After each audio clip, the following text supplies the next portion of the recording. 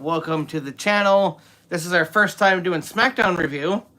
As we know, Smackdown got kicked off with the women's Money in the Bank match, which was actually fairly entertaining.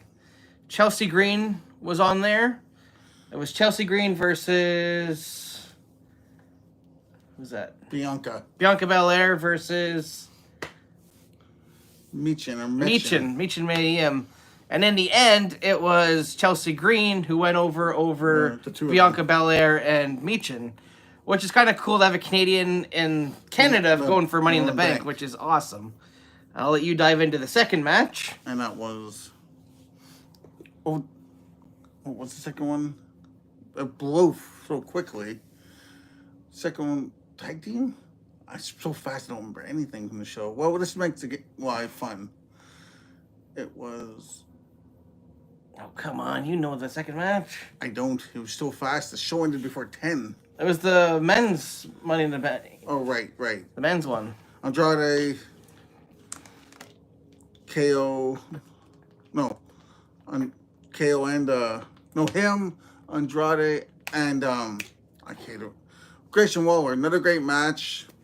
Again, spoilers if you have not seen it, but him goes over with him, right? I think it was that match. Was second or third? Yeah, Carmelo Hayes. Carmelo Hayes went over, so again, spoilers.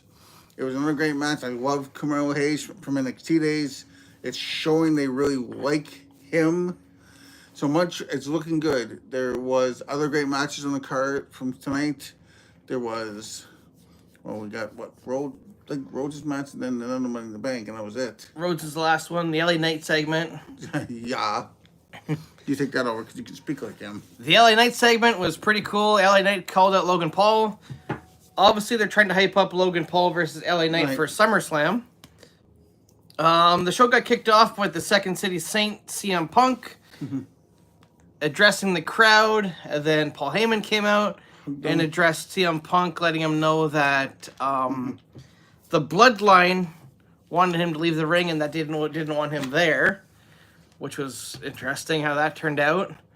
A couple backstage segments, but then Punk got attacked by Drew McIntyre, who reportedly did not leave WWE. He did not quit, adding more fuel to the fire for the CM Punk Drew McIntyre match, which rivalry, which the match is supposed to happen on SummerSlam. So we're a few more months away from SummerSlam, which so far, which we've seen, they were looking into Punk versus McIntyre, LA Knight versus Logan Paul, and Cody Rhodes versus Solo Sikoa, which they also kind of set up tonight, getting into the six-man match, which is what I think that they're going to do. 6 or 8. Sorry, quickly. 6 or 8, we don't know because another spoiler, Caesar Sikoa made his debut against Spoiler. So we don't know if it's going to be 4 and 4, 8-man, or it's going to be 3 on 3, because again, Caesar... Jacob Fatu, but his name's going to be Caesar. Possibly. Now here, so we don't know what's going to happen there. I mean, I don't care really. But then Cody and his boys have to find a 4th member to take on this massive bloodline. And then, like my friend said, CM Punk was taken out, bloodied. We saw Meechin get taken out by Nia Jax and the Barbie there, Tiffany Stratton. Yep. We saw a preview for Stratton's Money in the Bank match, which I think she'll be in the Money in the Bank. We saw for the LA Knight, Santos Escobar, Logan Paul Money in the Bank match, which makes no sense at all. I think that one's just going to be those two scrapping, and Santos Escobar takes the win. What else did we see? We saw Bayley talk, and then we saw Barrett Davenport say she's going to win it all, take the title from her. And then the last one, Cody.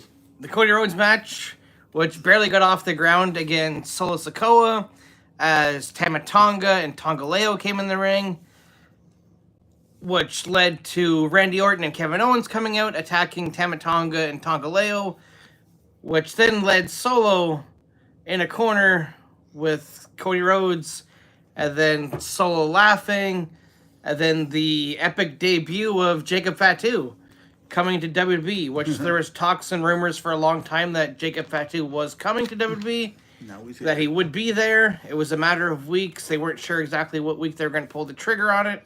Well, we had our thing tonight, and they pulled the trigger on Jacob Fatu tonight on SmackDown as he attacked Randy Orton, laid him out. He laid out Kevin Owens, and then he laid out Cody Rhodes with a table spot, which was epic. And that was SmackDown. That was SmackDown. Why don't you talk on how we love the thing at the end of Raw? The thing on Raw, we'll get to that in a hot minute. If you guys didn't watch Raw, you missed a whole bunch of stuff. You missed the start of the Drew McIntyre basically walking out saying that he quit, or that we thought that he quit, leaving the company, which wasn't true because McIntyre showed up tonight and took out CM Punk, obviously leading more into their rivalry as Punk took him out of the title match. So then we've seen the breakup basically of Alpha Academy. Chad Gable, Otis, and Maxine and Tozawa all left Chad Gable. They separated, the factions over. On Raw, which also we see Jey Uso qualified for the Money in the Bank ladder match. So Jey Uso's in there with Andrade and Carmelo Hayes so far for the men's Money in the Bank, which is absolutely insane. To have those three high flyers in that match, it's going to be epic. Oh, very much so. That's going to be a wicked match for sure. The women's one's looking pretty solid, too. There's some good people that went over in that one as well. So I'm definitely looking forward to that one. Raw ended epically. Obviously, Jey Uso got the win. The lights went down. Their pending arrival was coming. We all knew it was coming. We had all kinds of cool little Easter eggs and different hints at when the Wyatt Six would be appearing through multiple vignettes and multiple promos in the course of the couple weeks leading into Raw, which was the epic debut of the Wyatt Six, which was still chills. It reminded me a lot of Wyndham himself when Wyndham returned to WWE at Extreme Rules, where nobody expected it. The lights all went out, the theme hit. We've seen the multiple different versions of the Firefly Funhouse characters when Bray did this back at Extreme Rules, which was amazing to watch that. When he had the different characters all dressed up, it was so cool. And Taylor basically did this same thing, paying tribute and homage to his brother. If you see a lot of the things that the Wyatt Six did during that promo and during their debut, basically, when they, Nikki Cross coming through the door, the way that they had the door with the blue light and the way that the door opened on Monday was kind of almost like Bray was opening the door for them and basically letting them in from the other side, which was pretty cool. Not Alexa Bliss, we haven't seen her yet. We don't know what she's going to do.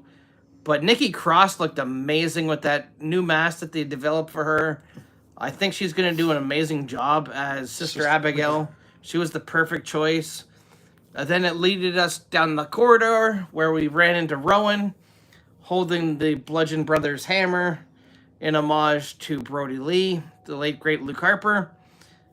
Also with the words "help" on the hammer, which was awesome, which led us into another corridor, which led us to Mercy the Buzzard character, which is portrayed by Dexter Lumis, which was pretty cool.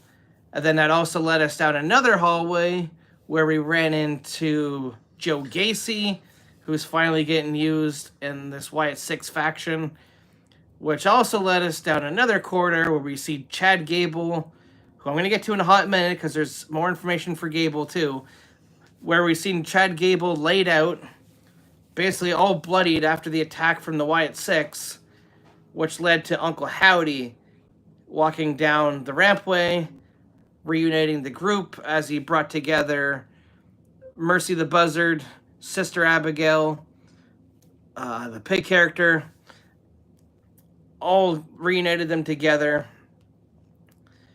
for the epic return of the Wyatt Six. It was a great homage to Bray.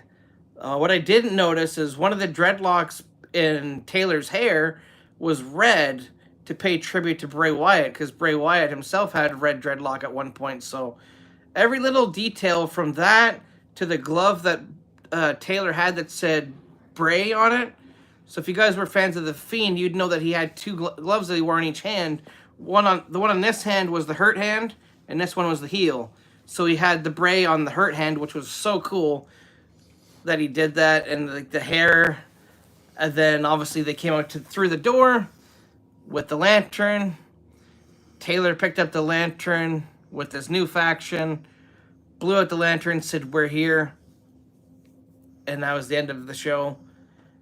But that was amazing, the way that they did the Wyatt Six. I'm really impressed of how they did the Wyatt Six, and like the vignettes were perfect leading up to it.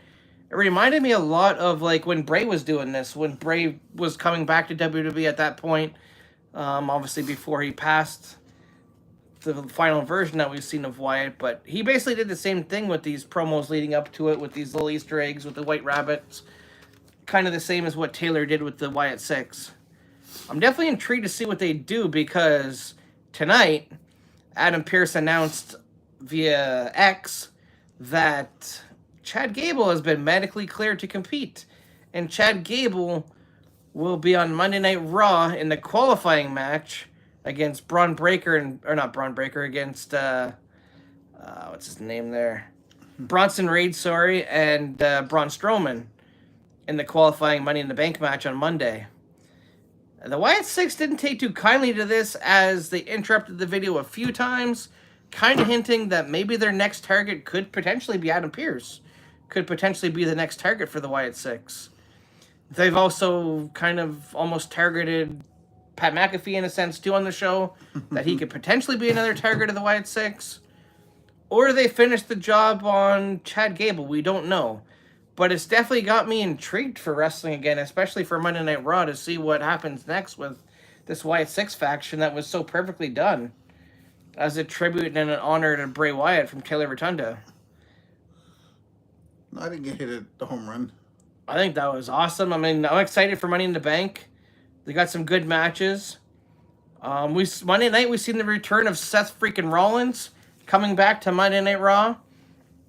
He challenged El Capitan, Damian Priest, to the match at Money in the Bank. Mm-hmm.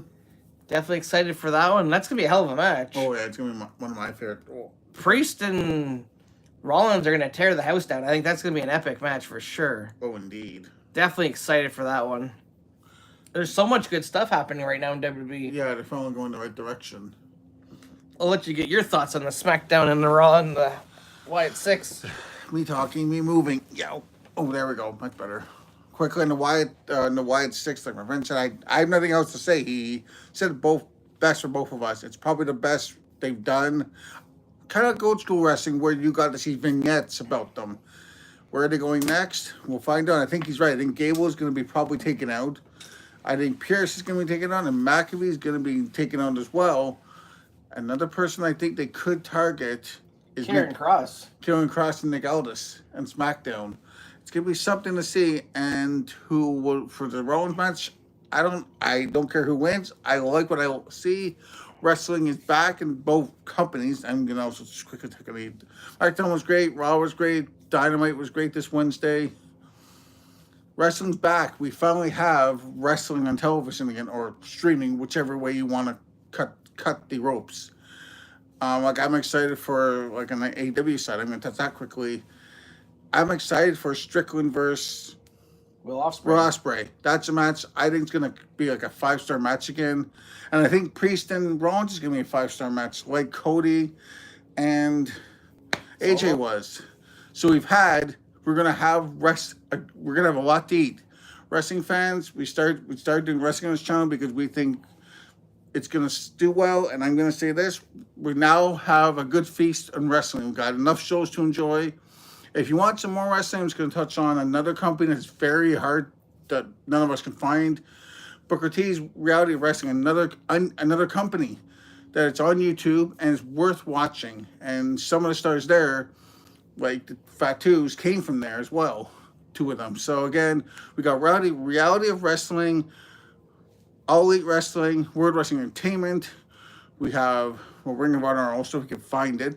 New Japan Pro Wrestling. We got Stardom. We got AAA. It's good to be a wrestling fan. We got a lot to chew on. We got games, like we got 2K's game. We've got AW's game.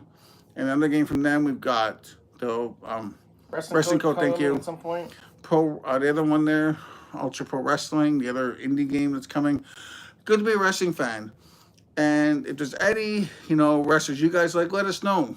Because, like I said, one of my favorites is Seth Rollins. I'm not wearing a shirt today. I should have. Whoops. My friends like CM Punk. Wrestling is awesome now. You know what? I like all companies. I'm excited. Like, Money in the Bank's going to be great. We got high flyers on the men's side. We got some great surprise on the women's side. I wish they would do a tag team one. That would be kind of cool to give a tag team a chance to achieve a Money in the Bank. There's an idea. So again, if you guys want to leave your favorite matches, who your favorite wrestlers are, then now, your favorite wrestling program or company, let us know. It'll be fun. And this channel is going to grow. And, we're getting subscribers left and right. We've gotten a lot. We've almost hit 100. We're almost there. Under, 2 months now? Yeah, we got 90 so far. 90. So, yeah, basically, we could probably hit 100 by the end of the month or start of next month. Again, you guys have made this channel awesome. Thank you for watching everything we do. I know it's all over the place, but wrestling is something we're bringing in. So, subscribers, if you have a favorite match you guys want us to check out or a memory of meeting someone, let us know. We always want to hear from you guys. Again, I'm Tyler from Chad's Lounge, and I'll put it back to the guys' lounge this is. Oh, that's not fun. Sorry. Well, that's WWE, guys. That's what we were cooking with. Jacob Fatu, the newest member of the Bloodline with Tama Tonga, Tongaleo, and Solo Sikoa. Now, what they didn't hint at is there's one more member possibly coming that's been hinted at online a lot, and that's Hikuleo. He might be coming to WWE potentially because they've targeted the name Tally Tonga, as he's the brother of Tama Tonga. There you go. He's the brother of Tama Tonga, so there's a good chance that he could fit his way into the bloodline. And I think Solo's created a heck of a bloodline. Considering, Roman created a hell of a bloodline with Solo, the Usos, Roman himself. He created a hell of a team, and I think Solo's doing the exact same thing. With Tama Tonga, Tongaleo, Jacob Fatu, Solo himself, possibly bringing in Hikuleo. Yeah. Potentially. That's going to be the faction to beat, I think, in WWE. The Bloodline's kind of becoming a resurgence of a team. Basically, from what Cody left them at WrestleMania, where he took the title off of Roman Reigns, basically the new version of the Bloodline is completely revamped, and I think the Bloodline's on a good trail to be quite the comeback for them. Same with WWE with the Wyatt Six. I think they're doing a fantastic job with the Wyatt Six. I'm excited to see more. I'm happy that Taylor Rotunda is back in WWE, that Uncle Howdy's back. I think we need him. I'm happy that Nikki Cross is going to be getting the chance that she deserves as Sister Abigail. Dexter Lumis going to finally get the chance that he deserves. Same with Joe Gacy and Rowan. It's so good to have Rowan back. We never would have thought that we'd see Rowan back in WWE, especially, after the loss of Luke Harper, which was really, really hard on him. He left for a while. He came back during the tribute show for AEW. We weren't sure what exactly Rowan was doing. Then we heard that Rowan was back with the company in a mystery role, and we weren't sure exactly what it was, as this whole Wyatt Six was just slowly being pieced together, piece by piece by piece, through the vignettes and these QR codes that were appearing on Raw. So it was very cool to see the final product finally revealed, and to see that Tom Savini's team, the same team that made Bray Wyatt's Fiend's mask, basically do all the mask for Taylor Rotunda and the Wyatt Six. And they did a fantastic job on all the masks. They look so great, and I'm so happy that they're back. Taylor, you're doing such a great job of basically keeping Bray's memory alive. For me, as a fan of Bray Wyatt, I love Bray Wyatt. He was a fantastic wrestler. Obviously gone way too soon. That should have never happened. He was gone way before his prime. It's probably the most heartbreaking thing in WWE, I think, is Wyatt no longer being with us. But I think if Monday showed us anything, it showed us that his spirit is still alive and well in WWE. And it's alive and well in Taylor Rotunda, and it's alive and well with the Wyatt Six. It's a beautiful tribute from Taylor to Bray. And I'm excited to see what they do with it. I'm excited to see where Triple H goes with it. As my buddy was just touching on, for wrestling fans, we got a lot of good stuff coming up too for Forbidden Door. Like, these matches speak for themselves. Swerve Strickland versus Will Ospreay. Who would have thought in a million years we'd get Swerve Strickland and Will Ospreay headlining Forbidden Door? That's going to be an outstanding back and forth match. I think it's going to absolutely steal the card. Every time that Will Ospreay competes on AEW or in these matches, he's always the highlight reel. And Swerve is no different. Swerve's been a fantastic champion. I'm so proud of everything that Swerve's done in the company. He's been basically the leader for AEW lately, and it's been fantastic to watch. You got Mercedes Moné versus Stephanie Vacour, which I think is going to be good. Potentially Mercedes going to get both belts back. Obviously, I think she's going to win because they have Mercedes putting her TBS title on the line against Stephanie's New Japan Women's Strong Championship, which obviously, as we know, Mercedes lost to Will Nightingale. But Mercedes managed to get the title back.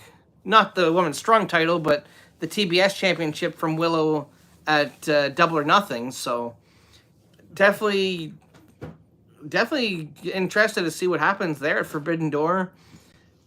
And another one on the men's side that I'm super excited for, that my buddy didn't touch on, but I'm going to touch on it. Jon Moxley versus Tetsuya Naito. That's going to be an epic match.